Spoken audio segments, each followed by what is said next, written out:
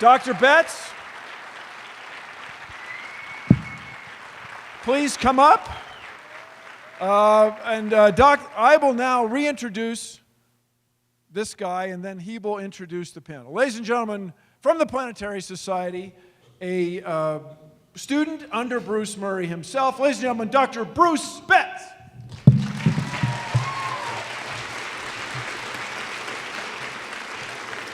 Pick a chair, any chair. No, don't take the chair. Sit, stay. Sorry. So I'm going to introduce in turn Matt Kaplan, Planetary radio host, who will be up here with Bill talking to the panel. Why don't we go ahead and have our other four panelists come up, and then Matt will introduce them. Everyone enjoy. Hi again, everybody. And how about that Bill Nye the Science Guy?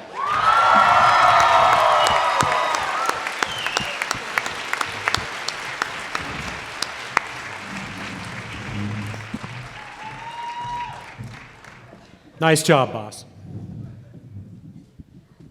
So, we're back to the radio show.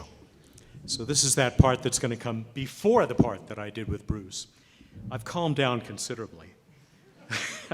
And I'm not going to introduce this terrific panel just now, because that's going to happen as part of what's coming up. So we're going to go for a while here, talking amongst ourselves, as you can see. Bill is stuck around. And then we're going to go into a Q&A. So once again, you'll have a chance to raise your hand, and the great volunteers here will run on over. Please, if you do have a question, try and keep it as succinct, as brief as possible, and we'll see how many of those we can get in. But like I said, it's quite an evening. So I think we're still recording back there, so I'm going to jump in now. Once again, you guys, I hope, will react, because that's a key part of doing old-time radio or podcasting. So please do feel free to applaud and laugh and react as you wish. So stand by. Here we go. Welcome back to Planetary Radio. We're at the Planetary Defense Conference on the campus of Northern Arizona University, here among the pines.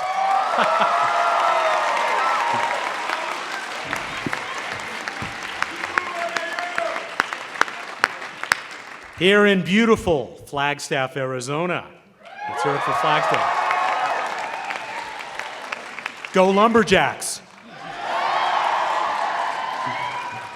So you can hear them. More than 900 people have crowded into Prochnow Auditorium to hear the Meteorite Men and the CEO of the Planetary Society, my boss, Bill Nye the Science Guy. Welcome, Bill.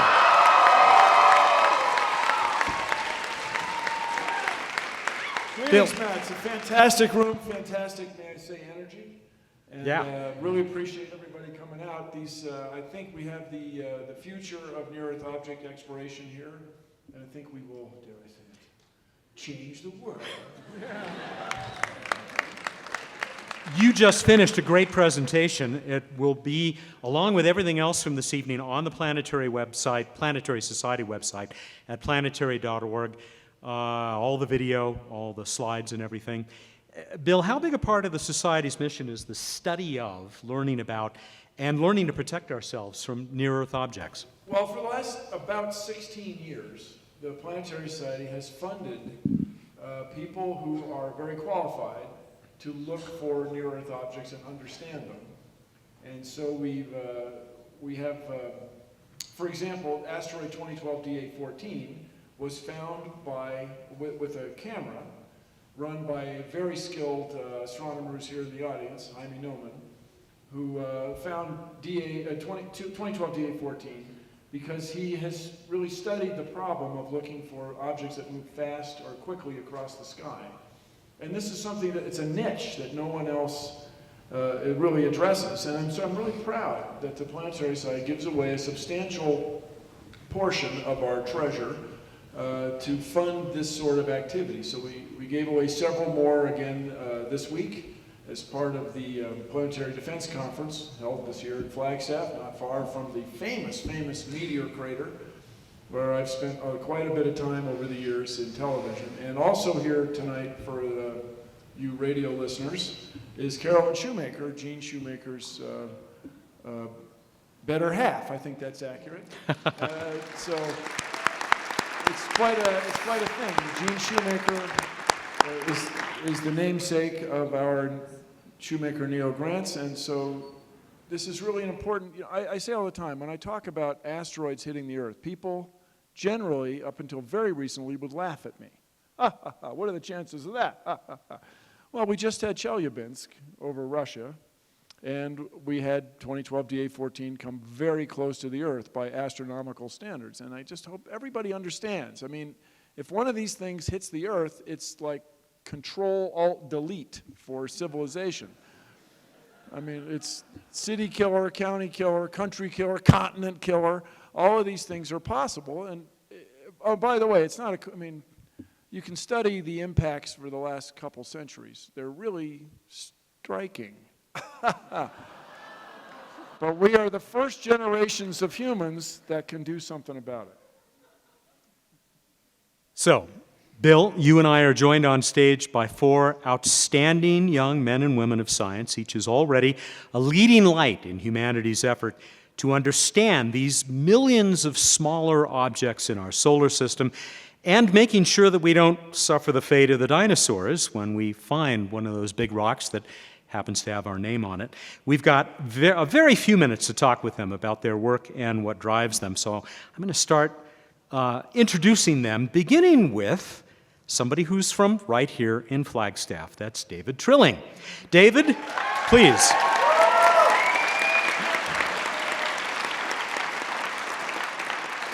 David is assistant professor of physics and astronomy at Northern Arizona University. Much of his research focuses on the formation and evolution of planetary systems like our own solar system. He relies on both ground and space-based telescopes and on archive data gathered, some of it many years ago. David's work on near-Earth asteroids includes observations with the Spitzer Space Telescope, the infrared-seeing sister to the Hubble. Just last week, his team obtained data for a new Spitzer program that will find small near-Earth asteroids. And small, in this case, is a relative term. A small asteroid can ruin your whole day. David heads the local organizing committee for the Planetary Defense Conference, which brought us all of us here this week. He's teaching a class on planetary defense this semester. Please welcome David Trilling.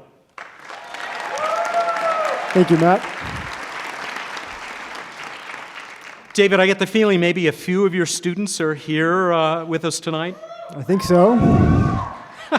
Are they also attending the conference? Many of them are. The ones from the class I'm teaching are also attending the conference and talking with people from around the world, learning a lot, I hope.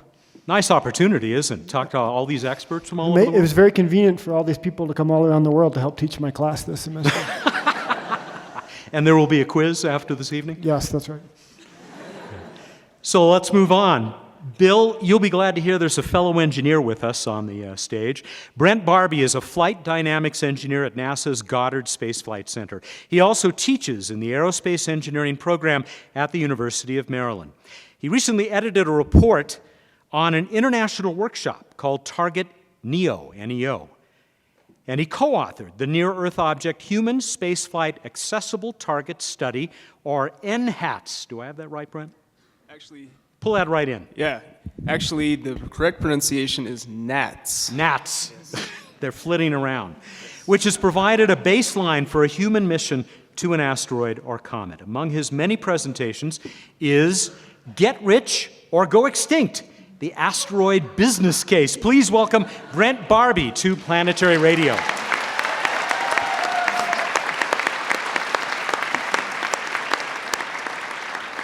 Brent, the title of that presentation leads me to ask, are you encouraged by the presence of now not one, but 2 private companies that intend to get rich mining asteroids? Absolutely. Yeah, I mean, I think one of them said, I think it was the one that formed more recently, Deep Space Industries, they said, one company trying to do this is an anomaly, two is an industry. So, and competition to drive it as well. I don't know if we've got any of those folks here tonight. I know Chris Lewicki of Planetary Resources has been here. He used to drive Mars rovers for a living, but I guess he's not around tonight. Cathy Plesko is a research scientist in applied physics at Los Alamos National Laboratory. She uses the supercomputers there to study what happens when asteroids and comets hit a planet and how to prevent them from hitting one in particular, our own. She was a teenager when she became interested in asteroids and comets. Cathy was awarded her PhD in geophysics and planetary sciences just 4 years ago. That was at UC Santa Cruz, where she studied the effects that large asteroid and comet impacts had on the climate of Mars early in the history of the solar system. She has also studied asteroid impact mitigation and uses those supercomputers to model how we might use a nuclear explosion. You've seen that in the movies, right? But not to break up a huge space rock, but just to deflect it just enough so that it misses our home planet, something that Brent Barbee has also worked on. Cathy, welcome to Planetary Radio. Thank you. It's great to be here.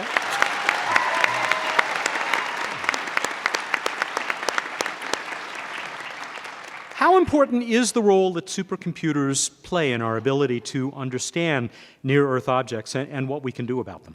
That's a great question. So supercomputers are actually really important for studying the impact hazard mitigation problem. So with a supercomputer, we can make these beautiful, sophisticated models of exactly what happens during an impact. And we can look inside of it in ways that we could never do with actual instrumentation, or we couldn't send people to it. And so it's like having a big crystal ball, but with real math and physics. It's awesome. We can use them to model things that are too risky to do. We can model things that are too far away. Using a supercomputer, I've actually been for a walk on Mars.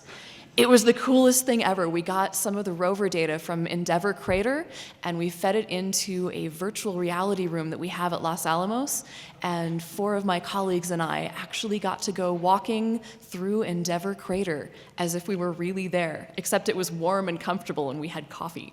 The holodeck is here, apparently.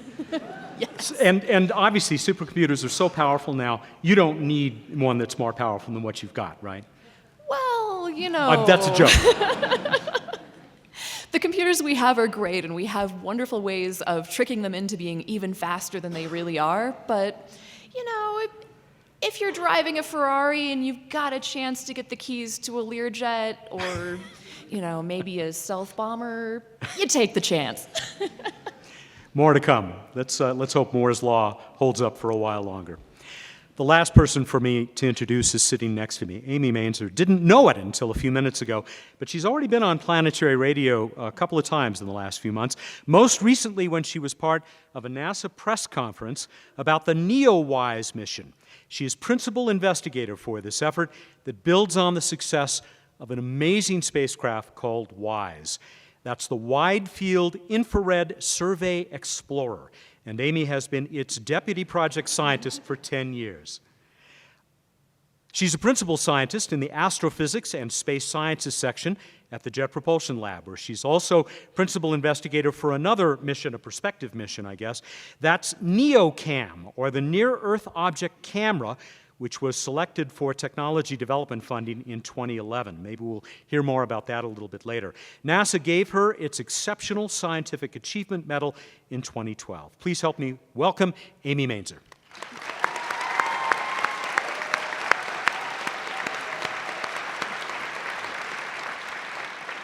So this is one of those questions that we broadcasters ask, even though we already know the answer, because it's such an impressive answer. How many asteroids and comets has WISE discovered? Well, WISE was, I like to say it's small but mighty, and in 1 year of surveying, we were able to discover about 34,000 asteroids. Never before seen, never before known about. We have a lot of names to give out. And there's so much more that we could say about WISE, because this thing has done all this work with little objects in our solar system, but it's done things out at the outer reaches of the universe, right? Yeah, that's one of the fun things about making a map of the entire sky. You never know what you're going to find. Things all the way at the edge of the universe and things that are literally right next door to us. It's been a fun mission. So you can see a very distinguished group that we have up here. And Bill, I hope you'll jump in whenever you want to as well, but I want to get things started as well by asking you, because, well, you know, there are about 300 scientists and engineers who are here in town for the conference. Many of them are young, many of them are women. A lot of them, all of them, I think it's safe to say, are incredibly motivated by what they do. That certainly includes you folks. What got you into this? What led you to this profession or line of work? And, you know, David, why don't we go back to you first? I remember before second grade, but when I was 5 years old, the first book I ever owned was a book about stars. I still have that book, actually. And just the sort of a mystery of the universe kind of answer. You know, what's out there, and you can look up in the sky and sort of imagine what might be there. And the amazing part is that all these years later, people are still paying me to ask that same question. It's a great job. People pay me to just figure out what's out there in the universe and how can we learn about it? What am I going to learn today about the universe? And there's always something new. Brent, what kicked your interest in the universe into high gear? Well, I think my answer is similar to David's in the sense that it began when I was very young. I think I can trace it back to my parents. They supplied the key ingredients to get somebody interested in engineering. One was lots of books, which I read many times, and the other was toys that instead of just playing with them, you could actually build stuff. And the rest was history. Cathy, we already heard that you really got fired up as a teenager. Is that right? Oh, it starts a lot earlier than that, I think. Of course, my parents were awesome about giving me a telescope and letting me stay up way past my bedtime and helping me with math homework that they could barely remember how to do. Awesome teachers like Ken Vanden Heuvel and Donna Cole who gave me books that weren't quite on the curriculum but they knew I'd like, and TV shows like Cosmos. And growing up in Seattle, there was this one comedy show called Almost Live with the science guy. And I don't really remember his name anymore, but but that was pretty cool. This will be the 20th anniversary of the Science Guy show. It started on a comedy show that you're referring to, and I just got interviewed. It was yesterday. I got interviewed by a guy who's doing a story of this show. It's called Almost Live, which we always considered a better name than 3 hours ago. So Saturday night, we take the 8:30 beyond 11. So my mother was recruited to work on the notorious Enigma code in World War II, because the family myth is that she was good at math and science. But the opportunities for women in those days were quite limited. I mean, she I don't want to get all fist pounding, but she got quite concerned about her station as a woman in the community of science, and especially mathematics. So it's just fantastic to see you all up here. She would be just thrilled. So thanks for coming.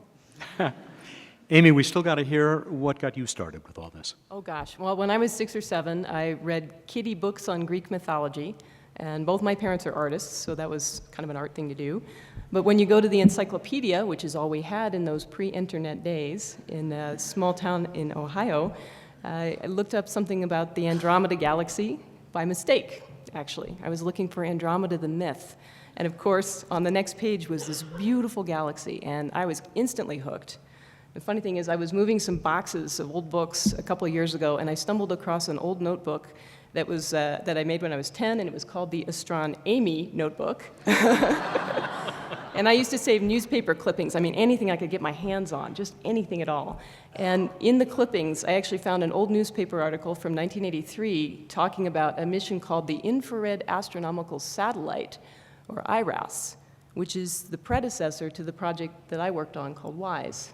And the weird part was there was a quote in there from a guy named Gary Neugebauer, who turned out to be my PhD advisor. That was completely random. It was actually really weird. Cool. Man, that Really goes back. strange. That's fantastic. Yeah, so You never know where the seed shall be, the planted seed will bloom. that's right. I got to ask, with two artists, both parents were artists. Do you see the thread, maybe it's more than a thread, maybe it's a thick rope, between an appreciation for art and appreciation for what you folks do with science, Amy? Absolutely. Both are incredibly creative ventures. People think that, science is just a bunch of boring numbers. Nothing could be further from the truth. It's creativity and developing new ideas, but with a different medium. It's just computers sometimes instead of a paintbrush. It's all the same thing. Well, for me also, not getting all teary-eyed, but the beauty of the universe is revealed to you. And I'm not kidding. I mean, when you make something and it does what you predict, or you do mathematics and the world evolves, or it comes to thing that you predict comes to pass, it really affects you. And so when you have a vision for an artwork and you're able to execute it, I think it's inspirational, it's empowering, and it drives you forward. I mean, as an engineer, I'm a human, but as an engineer, my assertion is we use science to solve problems and make things. And an artist, I presume, makes things. I hope any artist would say that, for other people to enjoy or to improve the quality of life for humankind in some way. Does this hit home for any of the others of you? The passion that an artist might feel, does it help drive you on those long, long nights? Oh, absolutely. Especially on those long, long nights when you're doing some service observing, as many of us do during graduate school. It's just inexpressible, looking up at the dark sky and seeing the Milky Way and knowing that we're part of that, and seeing that the solar system's just a little bit cockeyed off the plane of the Milky Way, and knowing that I'm standing on a planet and on a different angle to it, and it's all beautiful and sparkly and three-dimensional. It's just, it really takes something like art or music to express that fully. It definitely takes the math too, but the paintbrush helps. David, Trilling? I think I've had the same experience that Cathy had. You know, we spent a lot of time in front of our computers, and in meetings and writing proposals and reading proposals, and then you end up on top of a mountain somewhere, and it's 3 a.m. and everything's going fine, as it always does when you're observing, and you think, well, I can go look at the sky for 10 minutes, and the universe just opens up. You know, it's like nothing else in our job, and you think, how lucky I am. All those meetings were worth it to be out here at 3 a.m. Brent, Barbee, you're an engineer. You couldn't possibly feel this passion. Oh, you're quite wrong about that. It takes different forms. A lot of what I do involves designing spacecraft trajectories to go visit asteroids, for example. And there's definitely a sense of beauty in the products that we create when we do that. So we have all these plots that have all these squiggly lines all over them, overlapping, and those are the paths through space, guided by gravitational fields that the spacecraft takes to get where it's going. And when you spend the time to design and optimize those things, when you know the equations that go into them, there's a whole lot of beauty in the mathematics that underlie the systems that we use to generate the numbers that get the spacecraft where they need to go. So clearly all of you feel this passion, this excitement, and this event is all about sharing that. But this is actually relatively new. It may not have exactly started with Carl Sagan, our founder one of our 3 founders of the Planetary Society, but he certainly got things rolling faster. And now it seems to be a part of the job for people in jobs like yours. Am I right about that, Amy? Well, I think, what's the point of going on a fabulous vacation if you can't bore everybody with the photos, I mean, you really want to be able to tell people about the places you've been or seen, and, with all this research, we get to do that. Although that said, I will say science does have an awful lot of sweatpants involved. It is not all moonlight and telescopes and roses. There is a lot of grungy calculations and a lot of time spent in front of the computer. But that said, when the results are in, it's pretty fantastic. And of course, being scientists, the first thing we want to do is blab about it. So that's... And there are those moments, Bill, you remember very well, and I bet a lot of you were watching here in the auditorium as well, when Curiosity set down on Mars, those 7 minutes of terror, and we all went nuts. Bill, I think we had 3,000 people at the... We did 3,700 by accounts. People just thought it was just exciting thing to be a part of. As I so often remark, space exploration brings out the best in us. It brings out the best use of our intellect and treasure. It gives us this deep understanding. There are two questions. There are two questions that trouble everybody from the time you are able to reason at all. Where did I come from? And am I alone? And if there's anybody in the audience, either here or on the radio, who has not asked those two questions, first of all, I'm skeptical. Secondly, just take the black capsule. Just, come on. No, everybody has wondered about those two things. And if you want to answer those two just deep, deep questions, you have to explore space. And then the evolutionary argument for me is that our ancestors who didn't ask those questions, who didn't go exploring, who didn't use their intellect and treasure to make the next discovery over the next hill beyond the horizon, their genes are not with us anymore. And so space exploration really is just this wonderful human endeavor. So, Curiosity, that was such a magnificent pinpoint event. It was easy to get excited about. But so much of science is maybe more difficult to generate a lot of enthusiasm. Do all of you see this as, is it more challenge, or is it something you love to do, to try and communicate this passion that you feel? Who wants to jump in? Well, I'll jump in on that one.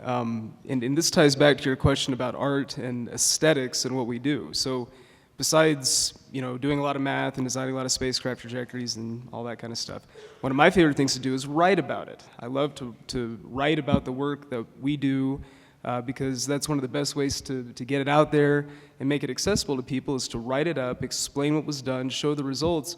And when it's done properly, that's one of the best ways to share the experience of seeing the beauty and the artistry in what we do with the people who take the time to read the material that we publish. So when you're in love, you want to tell the world. That's right. Yeah. So I'll take that opportunity to encourage people, if you're interested in space and space exploration, asteroids, planetary defense, astronomy, whatever it is, get books, go out and read, and thanks to the internet, nowadays it's so easy to get access to all the scientific publications that we write. So, get out there and read what we're doing, because we love to write about it. Cathy Plesko, is this a big part of your job? Not a huge part of my job. My job tends to be a little quieter. There's like 3 sets of guards and bioscanners between me and the pop machine some days. So, but when they do let me out, I love it. I love going out to to talk to people about science and about astronomy and what we do. And I love that aha moment when you see somebody's eyes light up, that they get something that I've just explained, or they realize that when they grow up, they can be a scientist, that it's not just somebody on the TV or people from LA or New York that get to do this, but you can actually grow up and be a scientist. If you want to work really hard and have fun at it, you can actually do it. And just watching that light go on is really a beautiful thing. It's just occurred to me, you work at Los Alamos. I do. You work with some of the fastest computers that exist on this planet, as far as we know any other. Mm-hmm. Is it hard for you to get a visa? Does the federal government let you leave the country? Oh yeah, it's no problem. I'm not that secret. We are getting very close now to being able to take your questions from the audience, so be thinking about that. You might even want to raise your hand now so that our nice folks, NAU students, some of David's folks, can run on over and get ready to let you join this discussion. We'll do that in just a couple of moments. Amy, I know you not only dig up this data and analyze it, you actually have taken a big part in designing some of these instruments, really kind of crossing into the world of engineering, right? Yeah, I would say I'm sort of a half scientist, half engineer, and probably all crazy at this point, but you know. Yeah, no, it's actually one of the most fun things to do. I mean, there's really kind of nothing like getting to put an instrument together and torquing the bolts, although sometimes they don't let you do that because you have to have special training for it. But I did get to do that pretty early on in my career, and I was really surprised at the feeling of connection that you get when you see the thing packed on a giant rocket, which is 10 stories high, and then it takes off, and you just go, oh boy, I really hope this works. And then when it goes up and it's in space and it's taking data, and you realize, wow, that's a little piece of me up there getting to go see all these amazing things, and I'm getting to see it through my electronic eyes. That's pretty cool. It really is a heck of a thing when you hold something in your hand, a piece of hardware that goes off the planet. I mean, you throw your keys off the side of the boat, right? I mean, they're still in the pond. They're still in the lake. Like, you know, somehow if you had to go get them, like some remarkable scuba diver could go recover. But when it's on Mars, you're done. It's a different feeling. It's really extraordinary. Yeah, I can't think of what was more exciting to me than standing maybe 10 feet away from Curiosity, the Mars Science Laboratory. You were there, Bill, in our bunny suits, thinking this thing just might and did make it to Mars. It's mind-boggling. $1.5 billion.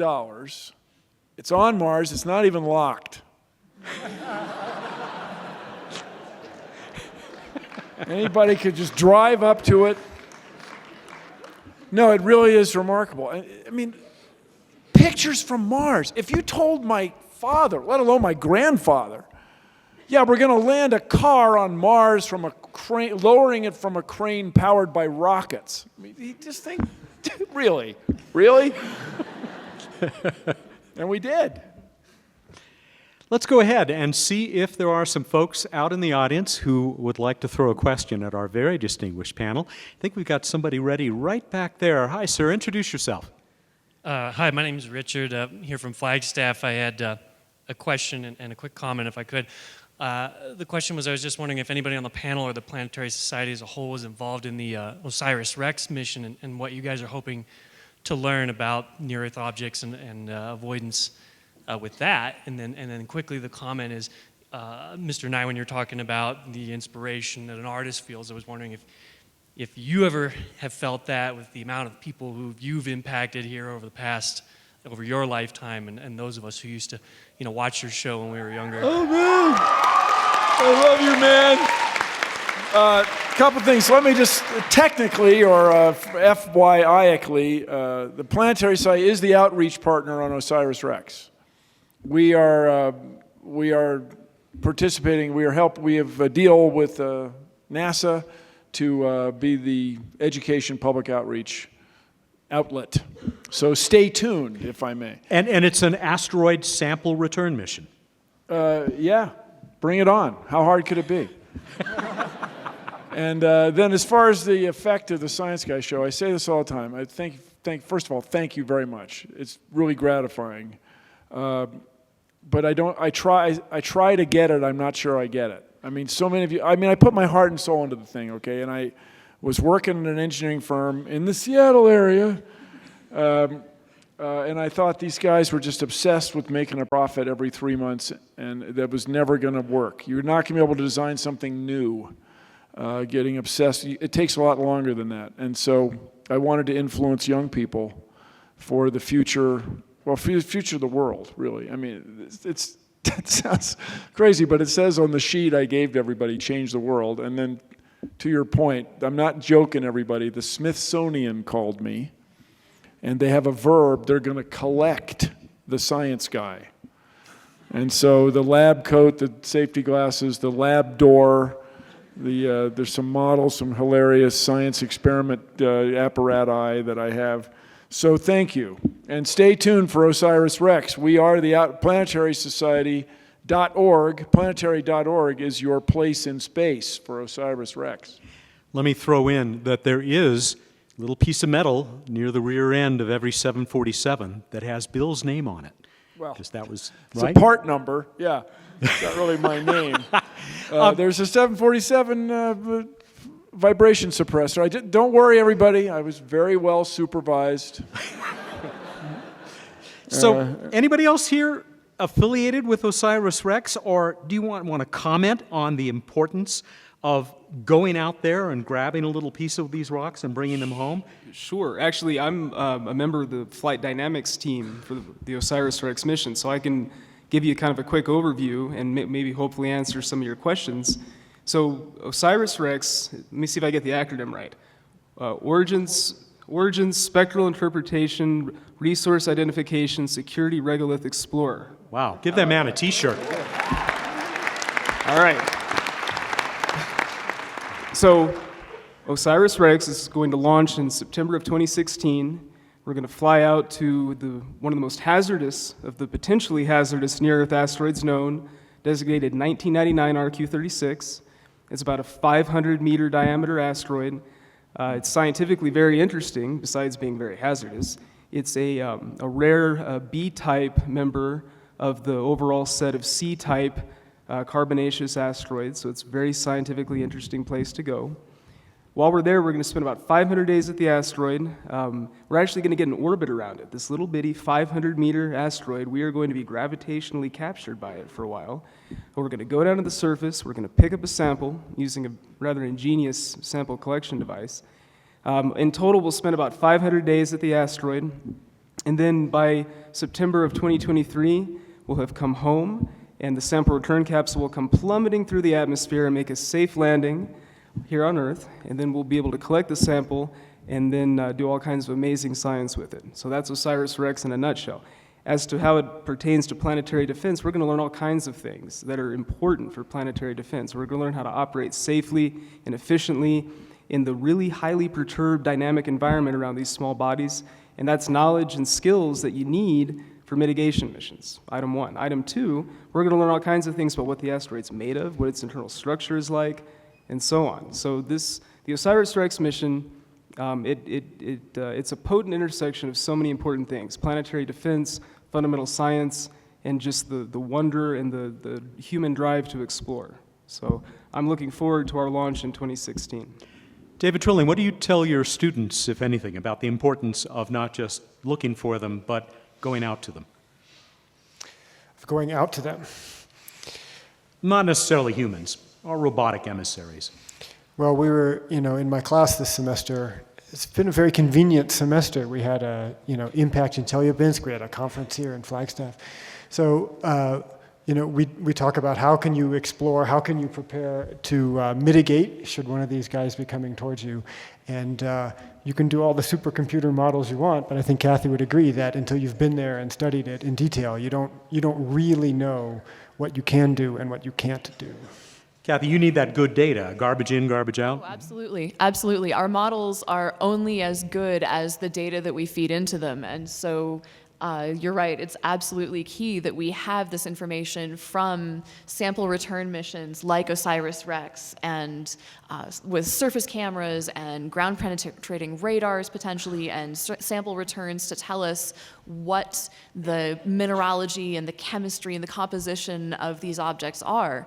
We absolutely need that in order to make our models better and more accurate, to make better predictions about what would happen if we tried to deflect one, or even just modeling what happens when they run into each other or run into a planet.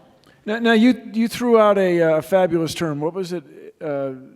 Extraordinary geophysical environment? What was that? You're talking about the thing is a potato, Brent Barbee. not a sphere. Yeah, so it's actually, for as far as asteroids go, it's fairly round. We know of some really elongated and oddly shaped asteroids. It's fairly round. but what it generates in its vicinity is what we call, in the OSIRIS-REx flight dynamics team, a highly perturbed dynamical environment. Highly perturbed dynamical. That's it. Yes. And so there's going to be surprises. Oh yeah, there's going to be all kinds of surprises, and it's a delicate ballet that has to be performed because all the radiation pressure from the sun is pushing on the spacecraft and trying to make it go where we don't want it to go. So we have to be clever about how we design the orbits because the asteroid's gravity is very weak. I mean, it's only a 500-meter asteroid after all. It's tiny. Bill was talking about specks. Well, it's a tiny little bitty speck compared to Earth. But at 500 meters, and if it were in your backyard, you'd notice it. I mean, well, you would definitely notice it, and the spacecraft notices it too. It's got enough gravity to capture the spacecraft into a little orbit, but it takes a lot of delicate maneuvering to keep that orbit the way that we want it to be. So there was a test pilot on the very first 707 airplane who was a Seattle hero, Tex Johnston. And he affected that down-home holler West Virginia accent that Chuck Yeager had, and The right stuff. that's right.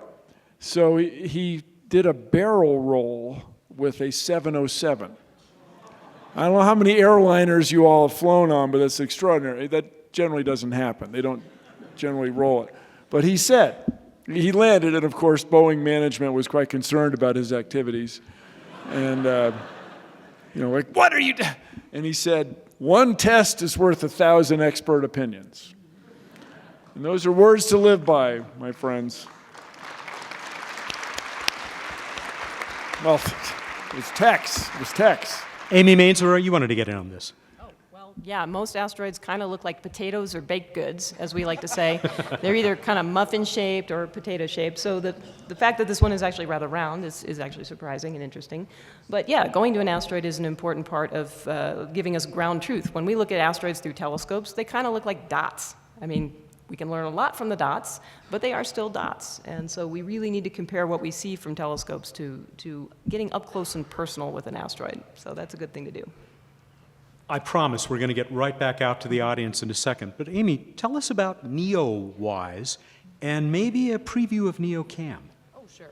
Okay. Well, with NEOWISE, we saw some asteroids. We saw about 158,000 of them and discovered, like I said, about 34,000. But most of those were in the main belt, in the main asteroid belt between Mars and Jupiter. So they are completely harmless asteroids. Of the population, it gets a little closer to Earth, and we're a little more worried about those. Those are the near-Earth objects. We saw about 700 of those, and we used our sample with the NEOWISE project to kind of figure out how many there are in total. But the thing is, we knew that WISE was a short and sweet mission and would never really be able to do the full job of identifying lots of these very concerning, shall we say, near-Earth objects. So we are thinking about ways to redesign WISE, and we have a new mission proposal that we call the Near-Earth Object Camera. It's basically kind of WISE on steroids, and the idea is to basically soup it up a little, give it a longer life, some better electronic eyes, because that's pretty important, and go out there and survey for more asteroids. So we'll see what happens. Let's go back out to the audience now. I think we ought to go to this side. Oh, we got somebody right over here. Hi there. You guys are talking about using really high-tech equipment and stuff. Like, where does the money for this come from? Please, Amy. It comes from you, the taxpayer, and that is why we are here today to talk to you, because we are here to tell you about your investment in us. Thank you. So, right on. Keep in mind the extraordinary value of planetary science, especially at the big space agencies, European Space Agency and NASA. I mean, the NASA budget, our hope is to restore it to $1.5 billion a year, which is a lot of money, but it's a tiny fraction of the trillions of dollars of the US budget. Furthermore, the cost of any mission is a few $100 million. And so if you have a few 100 million taxpayers, something like NEOCAM is less than a trip to Starbucks once. And we make discoveries that change the world. And so I remind everybody, if you look at the societies in history, it started in ancient history, come to today, the societies that stopped exploring, the ancient Chinese empire, the Islamic empire, when they stopped exploring, they kind of went out of business. There's something about it that looking up and out drives your technology and your understanding and your science. And then just for each individual, each among us, what does it say about you if you stop looking up and out? Whatever it is, it's probably not very good. Just to give you an example, think of what's happening what may be happening under the ice at that moon of Jupiter called Europa that has that water ocean underneath that thick ice. We know it's there. All the conditions for life as we know it are there. Wouldn't it be nice to have a mission out there to, even from a distance, maybe even without landing? $100 million. Yeah. I mean, No funding for that right now. people say, why are you guys sending these missions out there? What are you going to find? We don't know. That's why we're going. Let's keep moving here. Let's go to a question on this side, and I think we've got somebody lined up there. Can't quite see you, but hi. Please introduce yourself. Hi, I'm Quinn from Seattle. Loved Almost Live. Yeah, it was great. The 206 is kind of replacing that now. I don't know if you heard. Oh, yeah. Yeah, great. And this is kind of directed towards that. How can we integrate comedy and science more? And what made you interested in doing comedy? Comedy and science, what a concept. Oh, it could work. Okay. I would claim that my parents were very funny. I mean, that is to say, as well as what? Funny looking, huh?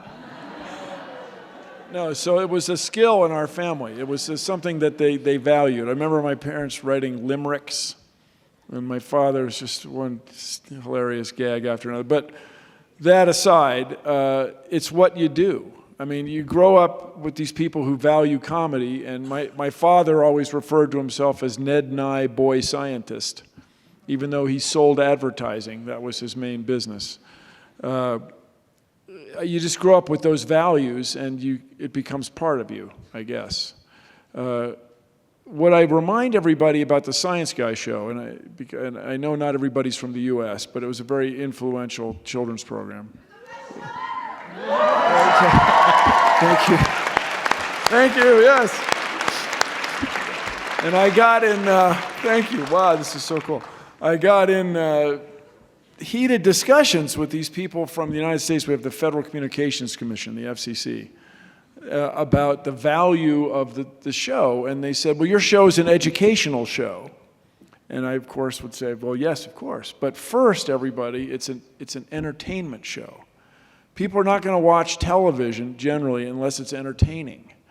And so I got it's a big argument about this, but we came out on top, I guess. But if things are not entertaining, why are you going to hang in there? I mean, and you can say, well, what about this panel tonight? Yeah, okay, yeah. And so I said, oh, Bill, no, not everybody's still here. And so making it funny is a great way to make it entertaining. And what I found, well, just one last sentence. I found people all over the world are pretty much the same. People laugh kind of at the same stuff. Comedy and humor, there's cultural differences to be sure, but what's deep down inside of us, the irony of life, really, I think, makes everybody laugh. Let me just broaden the question a bit. Not just comedy, but fun and science. There's a concept. Anybody want to comment on how important that is in communicating that? We've kind of done that, though, with the passion. Kathy? It's important in communicating it. It's important in living it. I mean, if you're not having fun at some level, then pushing through the 2 a.m. last math problem in grad school, or putting in that next proposal, writing that next book, just doesn't quite get there. But I think it's just like Bill said, it's a philosophy of life. If you're having fun, if you love your life and what you're doing, there's a lot in the universe that's just amazingly beautiful in this wacky, crazy solar system of ours. Amy Mainzer. There is no fun in science. None whatsoever. Don't do it. David, She's being ironic. Wait a minute. David Trilling students, you having fun? Yeah, well. I saw one. He didn't raise his hand there. You know what? We are nearing a half hour past the time this whole evening was supposed to end, and a remarkably high percentage of you have stuck around, hung in there with us. Maybe we'll just do a couple of more questions and then wrap this up. I've got one wrap-up question for our panelists. I think we have to come back to this side, I think. Yes. Hi there. Yes, sir. Hi. What are your thoughts on Congress's and the Obama administration's directives on space and planetary exploration comparative to, say, the Bush administration's, and what would you do differently with allocating those funds?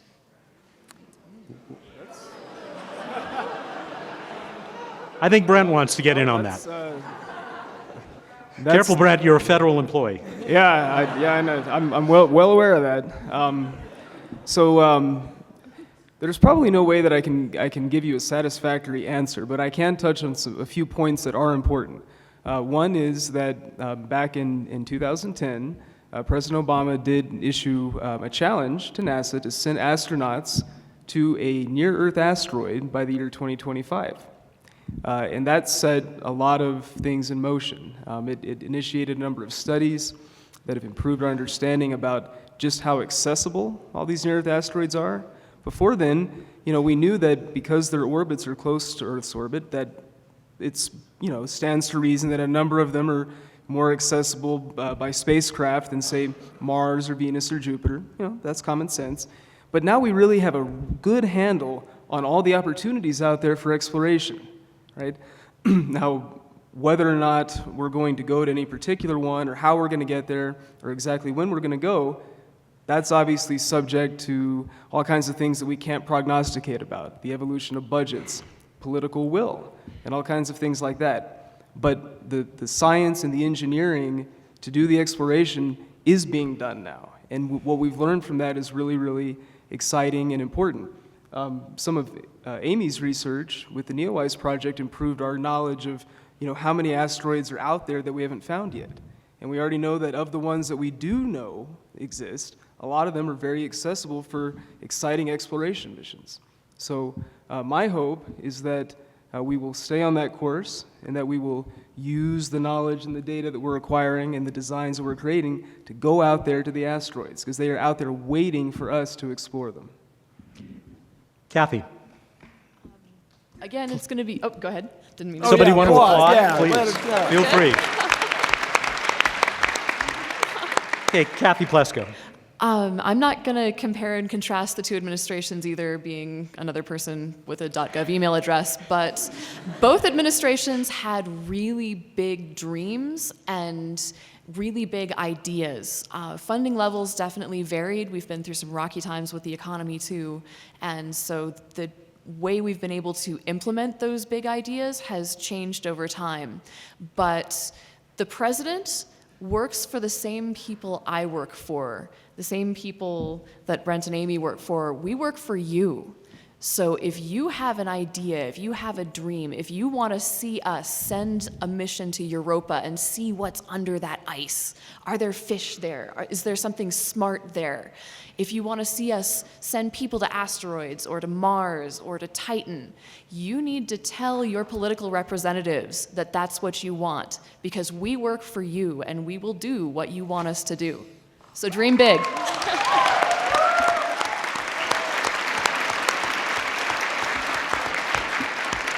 Bill, I'm sure you want to get in on this. Well, a thing about space exploration that both sides of the aisle get involved. Everybody loves space, Republican, Democrat, everybody supports space. The thing that, the common thread that we have to address as voters and taxpayers, there's an enormous number of people work in the space business who lived through the Cold War. And I just want to emphasize to everybody that the reason humans went to the moon was not for science, much as I love science. It was not really for engineering, much as I love engineering. It was for the sake of winning this contest. And you can argue that pretty reasonably, that the success of the moon landing sort of led to the former Soviet Union kind of going out of business. But the world is not like that now. That mission, those missions, reckoned in 2010 dollars, cost $151 billion. The interstate highway system cost about $117 billion. So yeah, if you spend 1 1/3 of the interstate highway system, you can put 12 people sort of anywhere you want. But the challenge now is not to look at it like we're doing less, but to find ways to do more with less. And this is where robotic exploration and the planetary investigations really are the amazing value. Everybody agrees on it, but the current little problem that we have, especially here in the United States, and to a lesser extent, well, to the same extent in Europe, because the Curiosity rover is working so well, because Mars Express is working so well, because Messenger mission's going so well, there's a tendency among everybody at the Office of Management and Budget and all these people to cut planetary science funding. But my claim is that is not in our best interest. And the biggest problem for example, this asteroid retrieval mission, the biggest problem that the vision for space exploration during the previous administration had is political will. The cost of these things, as you start to send people to extraordinary distances, just gets really high. And people don't want to hang in there. You can go to Cape Canaveral and see the Constellation Gantry Tower. This is a giant tower. It costs millions of US dollars to send a rocket that never got built. And so I will also say, this may end my career, but something is not going right when you have people designing rockets that NASA doesn't want to build, and when you have people building a space capsule, planning it that's too heavy to land back on the land, and has no way for the astronauts to get out and spacewalk, no extravehicular activity. There's some management problem when those two things are going on. And this is costing everybody on Earth, really, billions of dollars. So there's an opportunity to change the world. Did I, during this evening, did I mention the Planetary Society? Did I bring that up? Anyway, the Planetary Society, please consider checking us out, because we have this very structured, very disciplined advocacy, especially with the United States, NASA, and to a lesser extent, the European Space Agency, and now with the Indian Space Research Organization, ISRO. India's going to Mars. Hey, it's cool. So we work very hard to try to influence things. And, you know, I love robots. I mean, I'm not like my best friends are robots, but robots do extraordinary things. But the story changes when there's a human involved. And we all know that. And everybody shares this vision of sending people way out into deep space and doing something extraordinary, cool thing. But we don't want to waste resources getting there. So please check us out, and please give these details of space exploration some thought, and we can do these amazing things for humankind. First of all, most importantly, this week, keep the Earth from getting hit by something that'll change things too much for too many people. Yeah, that's a great question. Thank you. Unless one of the others of you wants to jump in on this policy and politics question, we will go ahead and take that last question from the audience. All right, it's right back there. Hi. Please introduce yourself. Hi, my name's Elise. On a lighter note, what do you think Pluto's 2 unnamed moons should be named? That system out there keeps getting more and more complicated, yeah. Anybody want to jump in? Amy, you're the classicist. I have to say, I'm going to go with the classic, Star Trek. It's got to be a Star Trek name. That's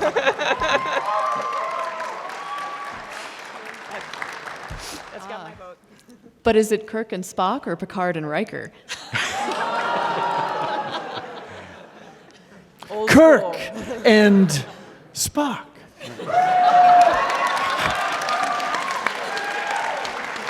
Make it so. Well, Captain, I see the logic of your position. Are there any votes for Captain Janeway in this house? Oh, sure.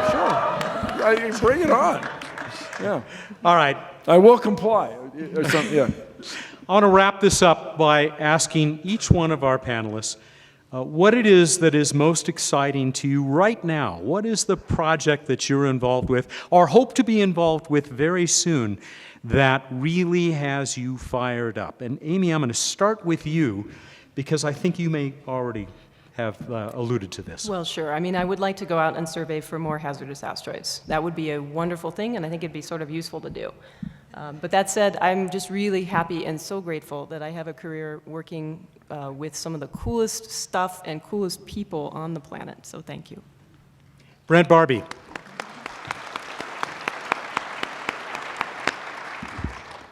Well, let's see. I already gave an overview of OSIRIS-REx. That's one of the big projects that I'm working on now. The other two things that I'm doing is one of them you already mentioned, which is the NATS project. So NASA has a wonderful near-Earth object program website, neo.jpl.nasa.gov, that has a lot of great information on it.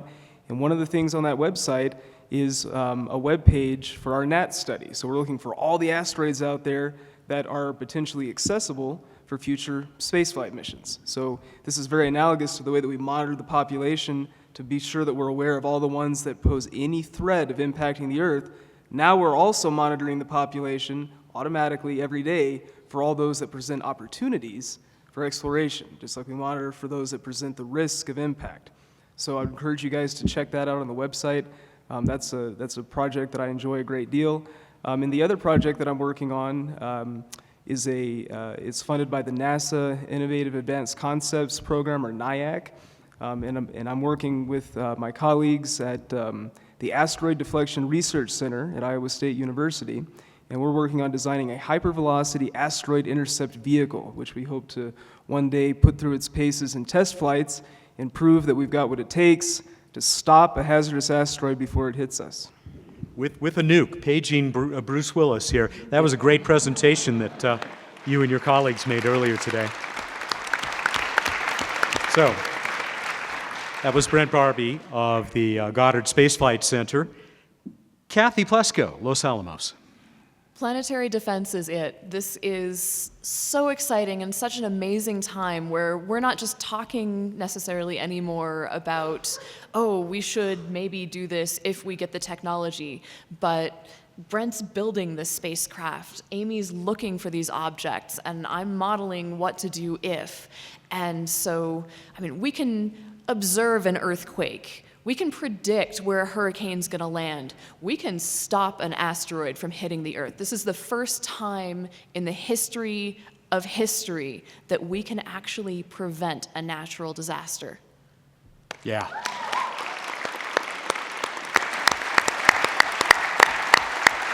And David Trilling of this university that has hosted us this evening. We have a little bit of science ADD in my group. We're doing everything we can think of here, there, asteroid discovery, characterization. Somebody discovers it, the next night we want to go and observe it and find out what it's made out of and get us on that path to understanding more about that asteroid. But there's a bigger picture, which is that here in Flagstaff and in every other town in this country, asteroids have been on the front page of the newspaper a lot of times already in 2013. And so as long as people's awareness is up and people are interested in talking about asteroids, we'll continue to do fun and interesting things. David Trilling of Northern Arizona University.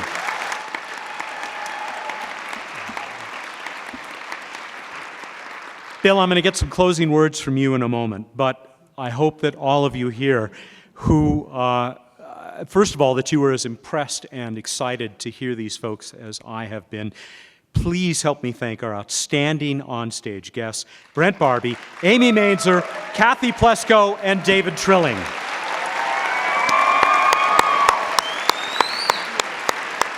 pleasure.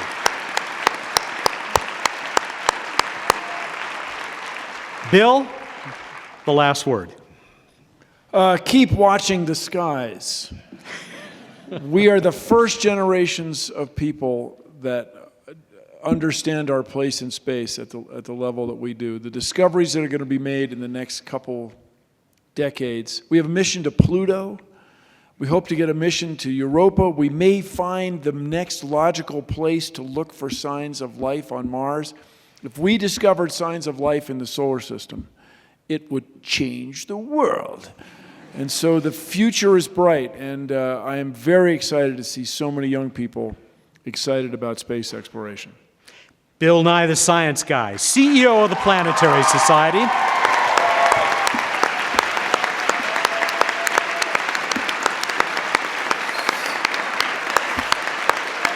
Thank you to the Planetary Defense Conference, to Northern Arizona University, and all of you who came out here tonight to join us for this terrific evening. I'll be back in a moment for What's Up with Bruce Betts. This is Planetary Radio. Turn it up loud.